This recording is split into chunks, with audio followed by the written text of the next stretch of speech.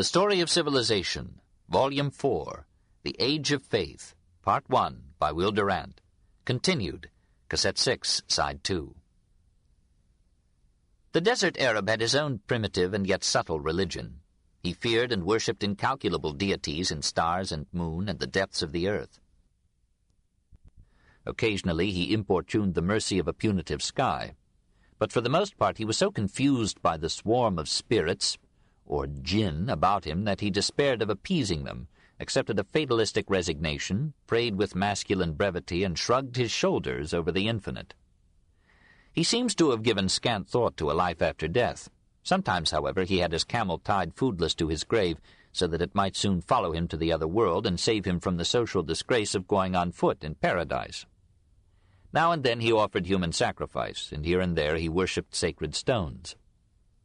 The center of this stone worship was Mecca. This holy city owed none of its growth to climate, for the mountains of bare rock that almost enclosed it ensured a summer of intolerable heat.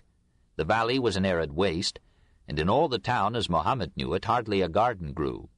But its location, halfway down the west coast, 48 miles from the Red Sea, made it a convenient stopping point for the mile-long caravans, sometimes of 1,000 camels, that carried trade between southern Arabia, and therefore India and Central Africa, and Egypt, Palestine, and Syria. The merchants who controlled this trade formed joint stock companies, dominated the fairs at Ukaz, and managed the lucrative religious ritual that centered around the Kaaba and its sacred black stone. Kaaba means a square structure and is one with our word cube. In the belief of Orthodox Muslims, the Kaaba was built or rebuilt 10 times. The first was erected at the dawn of history by angels from heaven, the second by Adam, the third by his son Seth, the fourth by Abraham and his son Ishmael by Hagar, the seventh by Qusay, chief of the Quraysh tribe, the eighth by the Quraysh leaders in Muhammad's lifetime, around 605, the ninth and 10th by Muslim leaders in 681 and 696. The 10th is substantially the Kaaba of today. It stands near the center of a large porticoed enclosure, the Masjid al-Haram, or Sacred Mosque. It is a rectangular stone edifice, 40 feet long, 35 feet wide, 50 high. In its southeast corner, 5 feet from the ground, just right for kissing, is embedded the black stone, of dark red material, oval in shape, some 7 inches in diameter. Many of its worshippers believe that this stone was sent down from heaven, and perhaps it was a meteorite. Most of them believe that it has been a part of the Kaaba since Abraham. Muslim scholars interpret it as symbolizing that part of Abraham's progeny, Ishmael and his offspring, which, rejected by Israel, became, they think, the founders of the Quraysh tribe. They apply to it a passage from Psalm 118, verses 22 to 23. The stone which the builders rejected has become the head of the corner. This is Yahweh's doing. And another from Matthew chapter 21, verses 42 to 43, in which Jesus, having quoted these strange words, adds, "Therefore the kingdom of God shall be taken away from you, and shall be given to a nation bringing forth the fruits thereof," though the virile Muslims would hardly claim to have fulfilled the ethics of Christ. Within the Kaaba in pre-Muslim days were several idols representing gods. One was called Allah, and was probably the tribal god of the Quraysh. 3 others were Allah's daughters, Al-Uzza, Al-Lat, and Mana. We may judge the antiquity of this Arab pantheon from the mention of Al-Ilat, or Al-Lat, by Herodotus as a major Arabian deity. The Quraysh paved the way for monotheism by worshipping Allah as chief god. He was represented to the Meccans as the lord of their soil, to whom they must pay a tithe of their crops and the firstborn of their herds. The Quraysh, as alleged descendants of Abraham and Ishmael, appointed the priests and guardians of the shrine and managed its revenues. An aristocratic minority of the tribe, as descendants of Qusay, controlled the civil government of Mecca. At the beginning of the 6th century, the Quraysh were divided into 2 factions, one led by the rich merchant and philanthropist Hashim, the other by Hashim's jealous nephew, Umayyah. This bitter rivalry would determine much history. When Hashim died, he was succeeded as one of Mecca's chiefs by his son or younger brother, Abd al-Muttalib. In 568, the latter son, Abdallah, married Amina, also a descendant of Qusay. Abdallah remained with his bride 3 days, set out on a mercantile expedition, and died at Medina on the way back. 2 months later, in 569, Amina was delivered of the most important figure in medieval history. 2. Muhammad in Mecca, 569 to 622. His ancestry was distinguished, his patrimony modest. Abdallah had left him 5 camels, a flock of goats, a house, and a slave who nursed him in his infancy. His name, meaning highly praised, lent itself well to certain biblical passages as predicting his advent. His mother died when he was 6. He was taken over by his grandfather, then 76, and later by his uncle, Abu Talib. They gave him affection and care, but no one seems to have bothered to teach him how to read or write. This feeble accomplishment was held in low repute by the Arabs of the time. Only 17 men of the Quraysh tribe condescended to it. Muhammad was never known to write anything himself. He used an amanuensis. His apparent illiteracy did not prevent him from composing the most famous and eloquent book in the Arabic tongue, and from acquiring such understanding of the management of men as seldom comes to highly educated persons. Of his youth we know almost nothing, though fables about it have filled 10,000 volumes. At the age of 12, says a tradition, he was taken by Abu Talib on a caravan to Basra in Syria.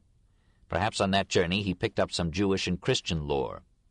Another tradition pictures him, a few years later, as going to Basra on mercantile business for the rich widow Khadijah. Then suddenly we find him, aged 25, marrying her, aged 40, and mother of several children.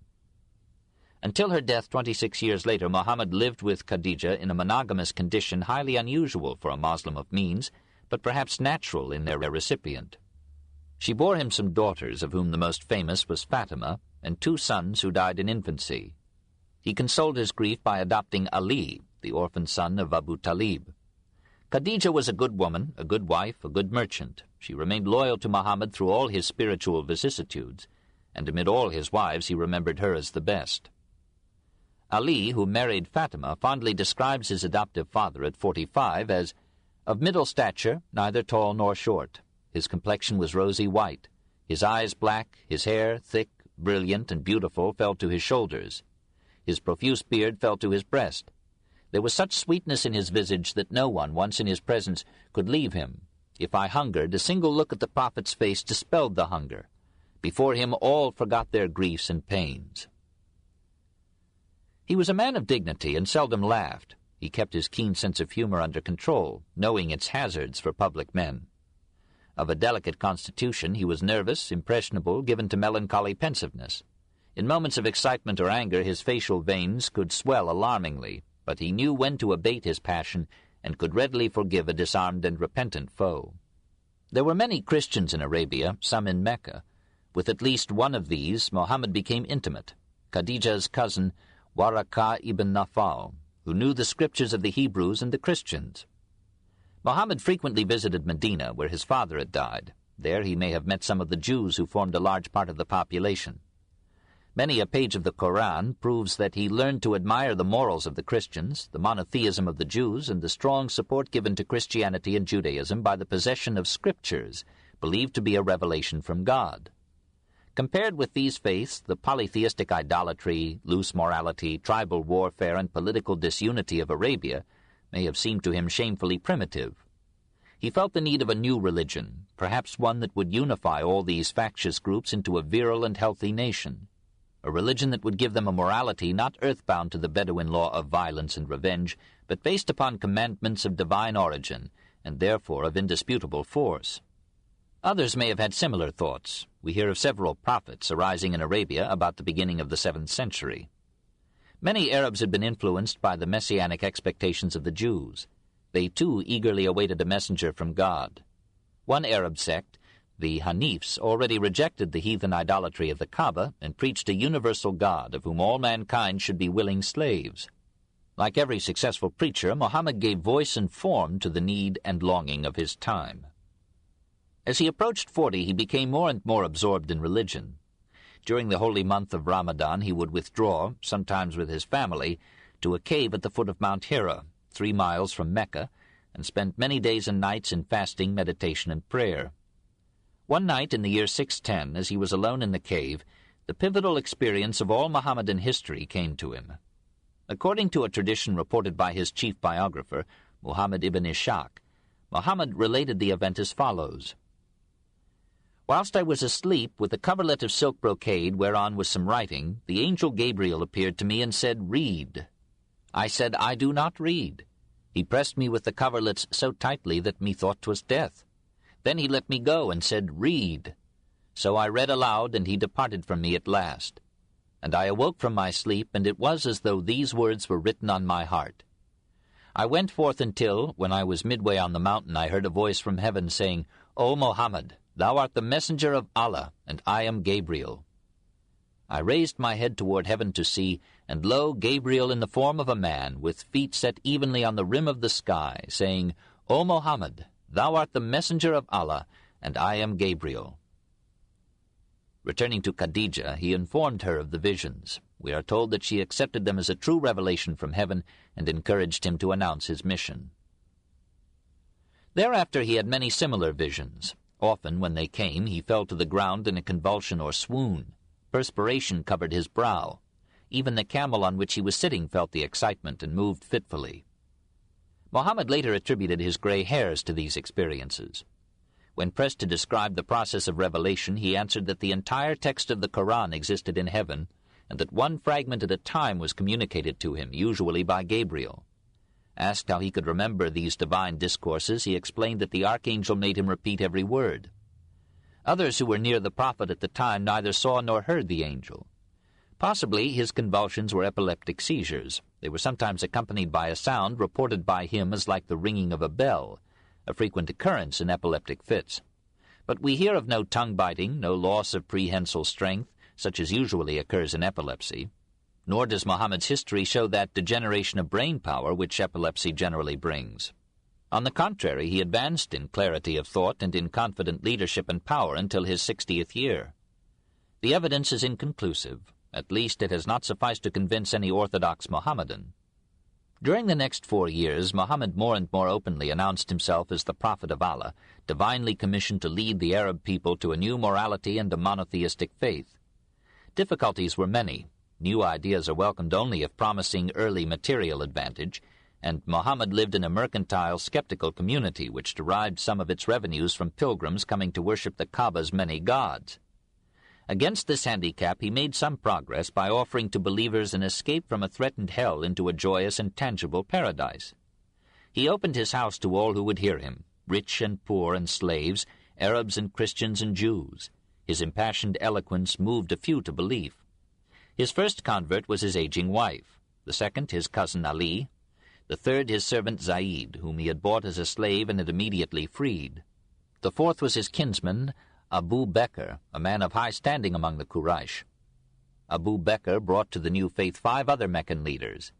He and these became the Prophet's 6 companions, whose memories of him would later constitute the most revered traditions of Islam. Muhammad went often to the Kaaba, accosted pilgrims, and preached the one God. The Quraysh heard him at first with smiling patience, called him a half-wit, and proposed to send him at their own expense to a physician who might cure him of his madness. But when he attacked the Kaaba worship as idolatry, they rose to the protection of their income and would have done him injury had not his uncle Abu Talib shielded him. Abu Talib would have none of the new faith, but his very fidelity to old ways required him to defend any member of his clan. Fear of a blood feud deterred the Quraysh from using violence upon Muhammad or his freeman followers. Upon converted slaves, however, they might employ dissuasive measures without offending tribal law. Several of these were jailed, some were exposed for hours without head covering or drink to the glare of the sun. Abu Bakr had by years of commerce saved 40,000 pieces of silver. He now used 35,000 to buy the freedom of as many converted slaves as he could, and Muhammad eased the situation by ruling that recantation under duress was forgivable. The Quraysh were more disturbed by Muhammad's welcome to slaves than by his religious creed. Persecution of the poorer converts continued, and with such severity that the Prophet permitted or advised their emigration to Abyssinia. The refugees were well received there by the Christian king in 615. A year later, an event occurred which was almost as significant for Mohammedanism as the conversion of Paul had been for Christianity. Omar ibn al-Khattab, hitherto a most violent opponent, was won over to the new creed. He was a man of great physical strength, social power, and moral courage. His allegiance brought timely confidence to the harassed believers and new adherence to the cause. Instead of hiding their worship in private homes, they now preached it boldly in the streets. The defenders of the Kaaba gods formed a league pledged to renounce all intercourse with members of the Hashemite clan who still felt obligated to shield Muhammad. To avert conflict, many Hashemites, including Muhammad and his family, withdrew to a secluded quarter of Mecca, where Abu Talib could provide protection, this in 615. For over 2 years this separation of the clans continued, until some members of the Quraysh, relenting, invited the Hashemites to return to their deserted homes and pledged them peace. The little group of converts rejoiced, but the year 619 brought triple misfortune to Muhammad. Khadijah, his most loyal supporter, and Abu Talib, his protector, died.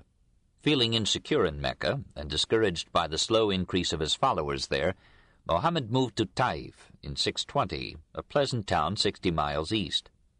But Taif rejected him. Its leaders did not care to offend the merchant aristocracy of Mecca. Its populace, horrified by any religious innovation, hooted him through the streets and pelted him with stones until blood flowed from his legs. Back in Mecca, he married the widow Sauda and betrothed himself, aged 50, to Aisha, the pretty and petulant 7-year-old daughter of Abu Bakr. Meanwhile, his visions continued. One night it seemed to him he was miraculously transported in his sleep to Jerusalem. There a winged horse, Burak, awaited him at the Wailing Wall of the Jewish temple ruins, flew him to heaven and back again. And by another miracle the prophet found himself, the next morning, safe in his Mecca bed. The legend of this flight made Jerusalem a third holy city for Islam. In the year 620, Muhammad preached to merchants who had come from Medina on pilgrimage to the Kaaba.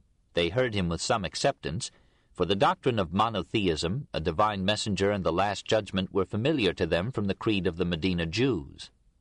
Returning to their city, some of them expounded the new gospel to their friends. Several Jews, seeing little difference between Muhammad's teaching and their own, gave it a tentative welcome. And in 622, some 73 citizens of Medina came privately to Muhammad and invited him to make Medina his home. He asked would they protect him as faithfully as their own families. They vowed they would, but asked what reward they would receive should they be killed in the process. He answered, paradise. About this time, Abu Sufyan, grandson of Umayyah, became the head of the Meccan Quraysh. Having been brought up in an odor of hatred for all descendants of Hashim, he renewed the persecution of Muhammad's followers. Possibly he had heard that the Prophet was meditating flight and feared that Muhammad, once established in Medina, might stir it to war against Mecca and the Kaaba cult. At his urging, the Quraysh commissioned some of their number to apprehend Muhammad, perhaps to kill him. Apprised of the plot, Muhammad fled with Abu Bakr to the cave of Thawr, a league distant. The Quraysh emissaries sought them for 3 days, but failed to find them. The children of Abu Bakr brought camels, and the 2 men rode northward through the night and through many days for 200 miles, until on September 24, 622, they arrived at Medina. 200 Meccan adherents had preceded them in the guise of departing pilgrims, and stood at the city's gates, with the Medina converts to welcome the Prophet. 17 years later, the Caliph Omar designated the first day, July 16, 622, of the Arabian year, in which this Hegira, from Hegira, or flight, took place as the official beginning of the Mohammedan era. 3. Muhammad in Medina, 622 to 630. The city hitherto called Yathrib, later renamed Madinat al-Nabi, or City of the Prophet, was situated on the western edge of the central Arabian plateau. Compared with Mecca, it was a climatic Eden, with hundreds of gardens, palm groves, and farms. As Muhammad rode into the town, one group after another called to him, "Alight here, O Prophet! Abide with us!" And with Arab persistence, some caught the halter of his camel to detain him. His answer was perfect diplomacy. "The choice lies with the camel. Let him advance freely." The advice quieted jealousy and hallowed his new residence as chosen by God. Where his camel stopped, Muhammad built a mosque and 2 adjoining homes, one for Sauda, one for Aisha. Later he added new apartments as he took new wives. In leaving Mecca, he had snapped many kinship ties. Now he tried to replace bonds of blood with those of religious brotherhood in a theocratic state. To mitigate the jealousy already rampant between the refugees or muhajirin from Mecca and the helpers or ansar or converts in Medina, he coupled each member of the one group with a member of the other in adoptive brotherhood and called both groups to worship in sacred union in the mosque. In the first ceremony held there, he mounted the pulpit and cried in a loud voice, "Allah is most great." The assembly burst forth in the same proclamation. Then, still standing with his back to the congregation, he bowed in prayer. He descended the pulpit backward, and at its foot he prostrated himself thrice, while continuing to pray. In these prostrations were symbolized that submission of the soul to Allah, which gave to the new faith its name, Islam, to surrender, to make peace, and to its adherents the kindred name of Muslimin, or Moslems, the surrendering ones, those who have made their peace with God. Turning then to the assembly, Muhammad bade it observe this ritual to the end of time, and to this day it is the form of prayer that Moslems follow, whether at the mosque or traveling in the desert, or mosqueless in alien lands. A sermon completed the ceremony, often announcing, in Muhammad's case, a new revelation and directing the actions and policies of the week. For the authority of the Prophet was creating a civic rule for Medina, and more he was compelled to address his time and inspirations to the practical problems of social organization, daily morals, even to intertribal diplomacy and war. As in Judaism, no distinction was made between secular and religious affairs. All alike came under religious jurisdiction. He was both Caesar and Christ. But not all Medinites accepted his authority. A majority of the Arabs stood aside as the disaffected, viewed the new creed and its ritual skeptically, and wondered whether Muhammad was destroying their traditions and liberties and involving them in war. Most of the Medina Jews clung to their own faith and continued to trade with the Meccan Quraysh. Muhammad drew up with these Jews a subtle concordat. The Jews who attach themselves to our commonwealth shall be protected from all insults and vexations. They shall have an equal right with our own people to our assistance and good offices. They shall form with the Moslems one composite nation. They shall practice their religion as freely as the Moslems. They shall join the Moslems in defending Yathrib against all enemies. All future disputes between those who accept this charter shall be referred, under God, to the Prophet. This agreement was soon accepted by all the Jewish tribes of Medina and the surrounding country, the Banu Nadir, the Banu Qurayza, the Banu Kainuka, etc. The immigration of 200 Meccan families created a food shortage in Medina. Muhammad solved the problem as starving people do, by taking food where it could be had. In commissioning his lieutenants to raid the caravans that passed Medina, he was adopting the morals of most Arab tribes in his time. When the raids succeeded, 4/5 of the spoils went to the raiders, 1/5 to the Prophet for religious and charitable uses. The share of a slain raider went to his widow, and he himself at once entered paradise. So encouraged, raids and raiders multiplied, while the merchants of Mecca, whose economic life depended on the security of the caravans, plotted revenge.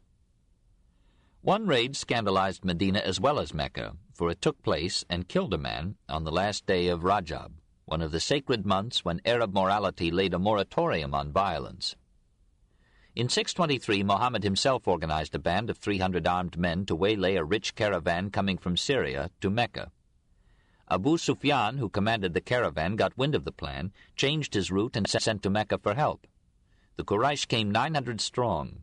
The miniature armies met at the Wadi Badr, 20 miles south of Medina. If Muhammad had been defeated, his career might have ended there and then. He personally led his men to victory, ascribed it to Allah as a miracle confirming his leadership, and returned to Medina with rich booty and many prisoners, this in January 624. Some of these who had been especially active in the persecution at Mecca were put to death. The rest were freed for lucrative ransoms. But Abu Sufyan survived and promised revenge. "Weep not for your slain," he told mourning relatives in Mecca, "and let no bard bewail their fate. Haply the turn may come, and ye may obtain vengeance. As for me, I will touch no oil, neither approach my wife until I shall have gone forth again to fight Muhammad." Strengthened by victory, Muhammad used the customary morality of war.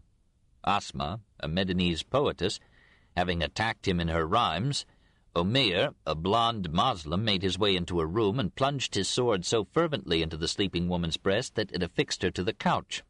In the mosque the next morning, Muhammad asked Umayr, "Hast thou slain Asma?" "Yes," answered Umayr. "Is there cause for apprehension?" "None," said the Prophet. "A couple of goats will hardly knock their heads together for it." Afaq, a centenarian convert to Judaism, composed a satire on the Prophet and was slain as he slept in his courtyard. A third Medinese poet, Ka'b ibn al-Ashraf, son of a Jewess, abandoned Islam when Muhammad turned against the Jews. He wrote verses prodding the Quraysh to avenge their defeat and enraged the Muslims by addressing love sonnets to their wives in premature troubadour style. "Who will ease me of this man?" asked Muhammad. That evening the poet's severed head was laid at the Prophet's feet. In the Moslem view, these executions were a legitimate defense against treason. Muhammad was the head of a state and had full authority to condemn. The Jews of Medina no longer liked this warlike faith, which had once seemed so flatteringly kindred to their own. They laughed at Muhammad's interpretations of their scriptures and his claim to be the Messiah promised by their prophets. He retaliated with revelations in which Allah charged the Jews with corrupting the scriptures, killing the prophets, and rejecting the Messiah. Originally, he had made Jerusalem the Qibla, the point toward which Muslims should turn in prayer. In 624, he changed this to Mecca and the Kaaba. The Jews accused him of returning to idolatry. About this time, a Moslem girl visited the market of the Banu Qaynuqa Jews in Medina. As she sat in a goldsmith's shop, a mischievous Jew pinned her skirt behind to her upper dress. When she arose, she cried out in shame at her exposure. A Moslem slew the offending Jew, whose brothers then slew the Moslem. Muhammad marshaled his followers, blockaded the Banu Qaynuqa Jews in their quarter for 15 days, accepted their surrender, and bade them, 700 in number, depart from Medina and leave all their possessions behind. We must admire the restraint of Abu Sufyan, who, after his unnatural vow, waited a year before going forth to battle Muhammad again. Early in 625, he led an army of 3,000 men to the hill of Uhud, 3 miles north of Medina. 15 women, including Abu Sufyan's wives, accompanied the army and stirred it to fervor with wild songs of sorrow and revenge. Muhammad could muster only 1,000 warriors. The Muslims were routed. Muhammad fought bravely, received many wounds, and was carried half unconscious from the field. Abu Sufyan's chief wife Hind, whose father, uncle, and brother had been slain at Badr, chewed the liver of the fallen Hamza, who had slain her father, and made anklets and bracelets for herself from Hamza's skin and nails. Thinking Muhammad safely dead, Abu Sufyan returned in triumph to Mecca. 6 months later, the Prophet was sufficiently recovered to attack the Banu Nadir Jews, charging them with helping the Quraysh and plotting against his life. After 3 weeks' siege, they were allowed to emigrate, each family taking with it as much as a camel could carry. Muhammad appropriated some of their rich date orchards for the support of his household and distributed the remainder among the refugees. He considered himself at war with Mecca and felt justified in removing hostile groups from his flanks. In 626, Abu Sufyan and the Quraysh resumed the offensive, this time with 10,000 men and with material aid from the Banu Qurayza Jews. Unable to meet such a force in battle, Muhammad defended Medina by having a trench dug around it. The Quraysh laid siege for 20 days. Then, disheartened by wind and rain, they returned to their homes. Muhammad at once led 3,000 men against the Banu Qurayza Jews. On surrendering, they were given a choice of Islam or death. They chose death. Their 600 fighting men were slain and buried in the marketplace of Medina. Their women and children were sold into slavery. The Prophet had by this time become an able general. During his 10 years in Medina, he planned 65 campaigns and raids, and personally led 27. But he was also a diplomat and knew when war should be continued by means of peace. He shared the longings of the refugees to see their Meccan homes and families, and of both refugees and helpers to visit again the Kaaba that had in their youth been the hearth of their piety. As the first apostles thought of Christianity as a form and reform of Judaism, so the Muslims thought of Mohammedanism as a change and development of the ancient Meccan ritual. In 628, Muhammad sent the Quraysh an offer of peace, pledging the safety of their caravans in return for permission to fulfill the rites of the annual pilgrimage. The Quraysh replied that a year of peace must precede this consent. Muhammad shocked his followers by agreeing. A 10 years truce was signed, and the Prophet consoled his raiders by attacking and plundering the Khaybar Jews in their settlement 6 days' journey northeast of Medina. The Jews defended themselves as well as they could. 93 of them died in the attempt, the rest at last surrendered. They were allowed to remain and cultivate the soil, but on condition of yielding all their property and half their future produce to the conqueror. All the survivors were spared except Kinana, their chieftain, and his cousin, who were beheaded for hiding some of their wealth. Safiya, a 17-year-old Jewish damsel betrothed to Kinana, was taken by Muhammad as an added wife. In 629 the Medina Muslims, to the number of 2,000, entered Mecca peacefully, and while the Quraysh, to avoid mutual irritations, retired to the hills, Muhammad and his followers made 7 circuits of the Kaaba. The Prophet touched the black stone reverently with his staff, but led the Muslims in shouting, "There is no God but Allah alone." Meccans were impressed by the orderly behavior and patriotic piety of the exiles. Several influential Quraysh, including the future generals Khalid and Amr, adopted the new faith, and some tribes in the neighboring desert offered Muhammad the pledge of their belief for the support of his arms. When he returned to Medina, he calculated that he was now strong enough to take Mecca by force. The 10 years' truce had 8 years to run, but Muhammad alleged that a tribe allied with the Quraysh had attacked a Muslim tribe and thereby voided the truce in 630. He gathered 10,000 men and marched to Mecca. Abu Sufyan, perceiving the strength of Muhammad's forces, allowed him to enter unopposed. Muhammad responded handsomely by declaring a general amnesty for all but 2 or 3 of his enemies. He destroyed the idols in and around the Kaaba, but spared the black stone, and sanctioned the kissing of it. He proclaimed Mecca the holy city of Islam, and decreed that no unbeliever should ever be allowed to set foot on its sacred soil. The Quraysh abandoned direct opposition, and the buffeted preacher who had fled from Mecca 8 years before was now master of all its life. 4. Muhammad victorious, 630 to 632. His 2 remaining years, spent mostly at Medina, were a continuing triumph. After some minor rebellions, all Arabia submitted to his authority and creed. The most famous Arabian poet of the time, Ka'b ibn Zuhair, had written a diatribe against him, came in person to Medina, surrendered himself to Muhammad, proclaimed himself a convert, received pardon, and composed so eloquent a poem in honor of the Prophet that Muhammad bestowed his mantle upon him. In return for a moderate tribute, the Christians of Arabia were taken under Muhammad's protection and enjoyed full liberty of worship, but they were forbidden to charge interest on loans. We are told that he sent envoys to the Greek emperor, the Persian king, and the rulers of Hira and Ghassan, inviting them to accept the new faith. Apparently there was no reply. He observed with philosophic resignation the mutual destruction in which Persia and Byzantium were engaged, but he does not seem to have entertained any thought of extending his power outside of Arabia. His days were filled with the chores of government. He gave himself conscientiously to details of legislation, judgment, and civil, religious, and military organization. One of his least inspired acts was his regulation of the calendar. This had consisted among the Arabs, as among the Jews, of 12 lunar months, with an intercalary month every 3 years to renew concord with the sun. Muhammad ruled that the Muslim year should always consist of 12 lunar months, of alternately 30 and 29 days. As a result, the Muslim calendar lost all harmony with the seasons, and gained a year upon the Gregorian calendar every 32.5 years. The Prophet was not a scientific legislator. He drew up no code or digest, had no system. He issued edicts according to the occasion.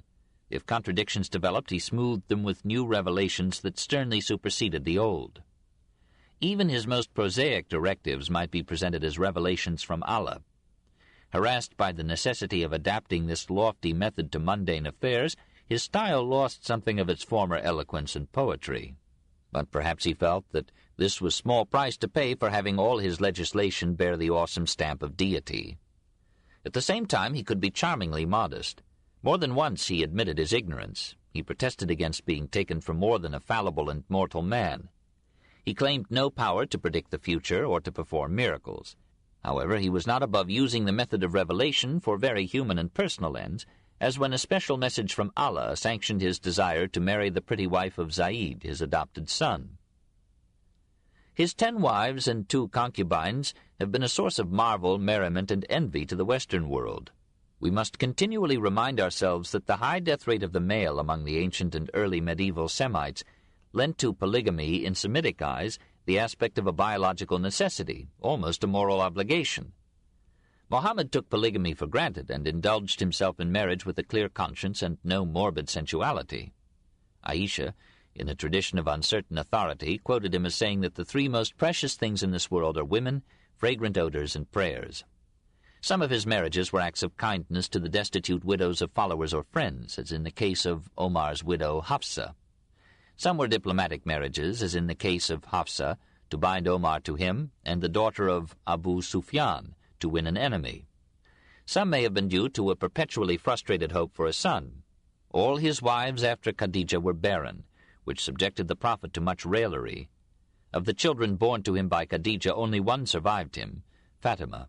Mary, a Coptic slave presented to him by the Negus of Abyssinia, rejoiced him in the last year of his life with a son. But Ibrahim died after 15 months. His crowded harem troubled him with quarrels, jealousies, and demands for pin money. He refused to indulge the extravagance of his wives, but he promised them paradise, and for a time he dutifully spent a night with each of them in rotation. The master of Arabia had no apartment of his own. The alluring and vivacious Aisha, however, won so many attentions out of her turn that the other wives rebelled until the matter was settled by a special revelation. Thou canst defer whom thou wilt of them, and receive of them whom thou wilt. And whomsoever thou desirest of those whom thou hast set aside, it is no sin for thee. That is better, that they may be comforted and not grieve, and may all be pleased with what thou givest them. Women and power were his only indulgence. For the rest he was a man of unassuming simplicity. The apartments in which he successively dwelt were cottages of unburnt brick, 12 or 14 feet square, 8 feet high, and thatched with palm branches. The door was a screen of goat or camel hair. The furniture was a mattress and pillows spread upon the floor. He was often seen mending his clothes or shoes, kindling the fire, sweeping the floor, milking the family goat in his yard, or shopping for provisions in the market. He ate with his fingers and licked them thriftily after each meal. His staple foods were dates and barley bread, milk and honey were occasional luxuries, and he obeyed his own interdiction of wine. Courteous to the great, affable to the humble, dignified to the presumptuous, indulgent to his aides, kindly to all but his foes, so his friends and followers describe him. He visited the sick and joined any funeral procession that he met. He put on none of the pomp of power, rejected any special mark of reverence, accepted the invitation of a slave to dinner, and asked no service of a slave that he had time and strength to do for himself. Despite all the booty and revenue that came to him, he spent little upon his family, less upon himself, much in charity. But like all men, he was vain. He gave considerable time to his personal appearance, perfumed his body, painted his eyes, dyed his hair, and wore a ring inscribed, "Mohammed the Messenger of Allah." Perhaps this was for signing documents. His voice was hypnotically musical. His senses were painfully keen. He could not bear evil odors, jangling bells, or loud talk. "Be modest in thy bearing," he taught, "and subdue thy voice. Lo, the harshest of all voices is that of the ass." He was nervous and restless, subject to occasional melancholy, then suddenly talkative and gay. He had a sly humor. To Abu Huraira, who visited him with consuming frequency, he suggested, "O Abu Huraira, let me alone every other day, that so affection may increase." He was an unscrupulous warrior and a just judge. He could be cruel and treacherous, but his acts of mercy were numberless. He stopped many barbarous superstitions, such as blinding part of a herd to propitiate the evil eye, or tying a dead man's camel to his grave. His friends loved him to idolatry. His followers collected his spittle, or cut his hair, or the water in which he had washed his hands, expecting from these objects magic cures for their infirmities. His own health and energy had borne up well through all the tasks of love and war, but at the age of 59 he began to fail. A year previously, he thought, the people of Khaybar had served him poisonous meat. Since then he had been subject to strange fevers and spells. In the dead of night, Aisha reported he would steal from the house, visit a graveyard, ask forgiveness of the dead, pray aloud for them, and congratulate them on being dead. Now, in his 63rd year, these fevers became more exhausting. One night Aisha complained of a headache. He complained of one also, and asked playfully would she not prefer to die first, and have the advantage of being buried by the Prophet of Allah, to which she replied with her customary tartness that he would doubtless, on returning from her grave, install a fresh bride in her place. For 14 days thereafter the fever came and went. 3 days before his death, he rose from his sickbed, walked into the mosque, saw Abu Bakr leading the prayers in his stead, and humbly sat beside him during the ceremony. On June 7th, 632, after a long agony, he passed away, his head on Aisha's breast. If we judge greatness by influence, he was one of the giants of history. He undertook to raise the spiritual and moral level of a people harassed into barbarism by heat and foodless wastes, and he succeeded more completely than any other reformer. Seldom has any man so fully realized his dream. He accomplished his purpose through religion not only because he himself was religious, but because no other medium could have moved the Arabs of his time. He appealed to their imagination, their fears and hopes, and spoke in terms that they could understand. When he began, Arabia was a desert flotsam of idolatrous tribes. When he died, it was a nation. He restrained fanaticism and superstition, but he used them. Upon Judaism, Zoroastrianism, and his native creed, he built a religion simple and clear and strong, and a morality of ruthless courage and racial pride, which in a generation marched to 100 victories, in a century to empire, and remains to this day a virile force through half the world. Chapter 9. The Quran. 1. Form. The word Quran, Qur', means a reading or discourse, and is applied by Muslims to the whole or to any section of their sacred scriptures. Like the Jewish-Christian Bible, the Quran is an accumulation, and orthodoxy claims it to be in every syllable inspired by God. Unlike the Bible, it is proximately the work of one man, and is therefore without question the most influential book ever produced by a single hand. At various times in the last 23 years of his life, Muhammad dictated some fragment of this revelation. Each was written upon parchment, leather, palm leaves, or bones, was read to an assembly, and was deposited in various receptacles with preceding revelations, with no special care to keep them in logical or chronological order. No collection of these fragments was made in the Prophet's lifetime, but several Muslims knew them all by heart and served as living texts. In the year 633, when many of these Qur'a had died and were not being replaced, the Caliph Abu Bakr ordered Muhammad's chief amanuensis, Zayd ibn Thabit, to search out the Quran and bring it together. He gathered the fragments, says tradition, from date leaves and tablets of white stone and the breasts of men. From Zayd's completed manuscript, several copies were made. But as these had no vowels, public readers interpreted some words variously, and diverse texts appeared in different cities of the spreading Moslem realm. To stop this confusion, the Caliph Othman commissioned Zayd and 3 Quraysh scholars to revise Zayd's manuscript in 651. Copies of this official revision were sent to Damascus, Kufa, and Basra, and since then the text has been preserved with unparalleled purity and reverential care. The nature of the book doomed it to repetition and disorder.